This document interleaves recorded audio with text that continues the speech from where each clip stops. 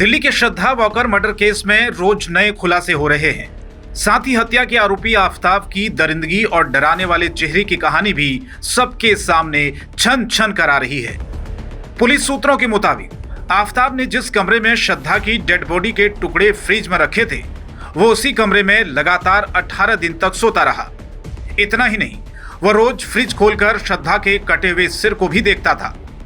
अब पुलिस उसे जगह जगह पर ले जा रही है जहां उसने लाश के टुकड़ों को फेंका था। जेबीटी लाइव की टीम भी उस जगह पर पहुंची जहां आफताब श्रद्धा के शव के टुकड़ों को रात के अंधेरे में फेंकता था। हमारे संवाददाता आशुतोष कुमार जब उस जगह पर पहुंचे तो देखिए क्या सच सामने आया। अभी हम दिल्ली के छतरपुर इलाके के उसी जंगल में हैं जहां पर श्रद्धा के 100 के टुकड़ों को फेंकने का आरोप लगा है। हम वहां की तस्वीरें आपको दिखा देते हैं। कितना सुनसान और कितना बड़ा ये जंगल है। छतरपुर में स्थित है दिल्ली के, और आरोप है कि जो आरोपी जो आफताब था, उसने जो 100 के टुकड़े किए श्रद्धा का, उसके एक एक टुकड़े को उसने यहीं पर एक एक करके फेंका था। अभी तक पुलिस को 100 के 12 टुकड़े बरामद हुए हैं और आप देख सकते हैं कितना एक घना जंगल है। और यहीं पर मंगलवार सुबह को आरोपी को लेकर के पुलिस पहुंची थी और यहां पर तलाशी लिया गया था। सुबह करीब 10:30 बजे के आसपास पुलिस जो है आरोपी को लेकर के यहाँ पर पहुंची हुई थी और यहाँ पर जांच की गई थी। जो आरोपी ने खुलासा किया है उसी हिसाब से पुलिस तलाशी कर रही है। हालांकि समय काफ़ी बीत चुका है तो ये अनुमान भी लग रहा है कि जो 100 के टुकड़े होंगे वो नष्ट हो सकते हैं, लेकिन पुलिस जो है वो जाँच कर रही है। जानकारी मिली है कि दिल्ली पुलिस को अब तक 10 बॉडी पार्ट्स मिले हैं। दिल्ली पुलिस ने मेहरौली के जंगल में श्रद्धा की जो हड्डियां बरामद की वो शरीर के पिछले हिस्से की बताई जा रही है, यानी रीढ़ की हड्डी। पुलिस को रीढ़ की हड्डी समेत अब तक ऐसे करीब 10 बॉडी पार्ट्स मिले हैं, जिसके अलावा कुछ हड्डियां नाले से भी बरामद होने की बात सामने आ रही है। यही नहीं, पुलिस को फ्लैट की किचन में खून के धब्बे भी मिले हैं, जिसके सैंपल को जांच के लिए भेजा गया है।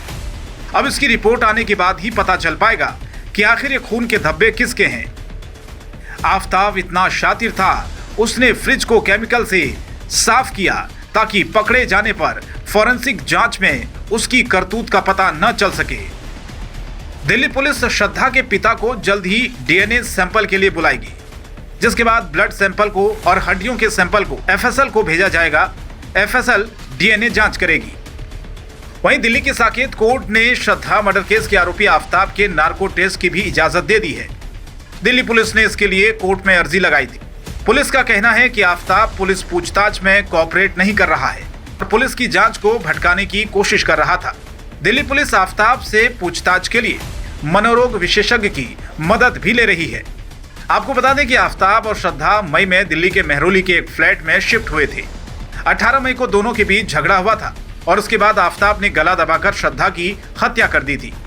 हत्या के बाद आफताब ने 300 लीटर का एक फ्रिज खरीदा और शव के टुकड़ों को उसी फ्रिज में रख देता था। मुंबई की रहने वाली युवती थी, उस आफताब से उसका प्रेम था और प्रेम के तहत वो लोग लिविंग पार्टनरशिप में रह रहे थे और वो यहीं छतरपुर इलाके में किराए पे रह रहे थे दोनों, और यहीं पर इस हत्याकांड को अंजाम दिया गया। गला घोंटकर आरोपी ने श्रद्धा की हत्या की और फिर 100 को ठिकाने लगाने के लिए वो एक फ्रीज बाजार से खरीद कर लाया और फिर जो 100 थे उसके टुकड़े किए और एक एक करके करीब 35 टुकड़े उसने 100 के श्रद्धा के 100 के किए और उसके बाद उस 100 को ठिकाना लगाने के लिए उसने इसी जंगल का सहारा लिया और सुबह तड़के करीब 2 बजे उठता था और 100 के टुकड़ों को इन्हीं जंगलों में फेंकता था। किसी को शक न हो, इसीलिए शव के टुकड़ों को फ्रिज से निकालकर रात के अंधेरे में सुनसान जगह पर फेंककर देर रात में जंगल में फेंकने के लिए चला जाता था। और यह सिलसिला एक दिन नहीं कई दिनों तक चलता रहा। लेकिन कहते हैं ना कि अपराधी कितना ही शातिर क्यों न हो, कानून की नजरों से कभी नहीं बच पाता। अब उसे सलाखों के पीछे पहुंचा दिया गया है, लेकिन उसे शायद अपनी इस घिनौनी करतूत पर बिल्कुल भी पछतावा नहीं है, क्योंकि सलाखों के पीछे की उसकी ये चैन से सोते हुए तस्वीर तो कुछ ऐसे ही बयां कर रही है। जेबीटी लाइव के लिए दिल्ली से आशुतोष कुमार की रिपोर्ट।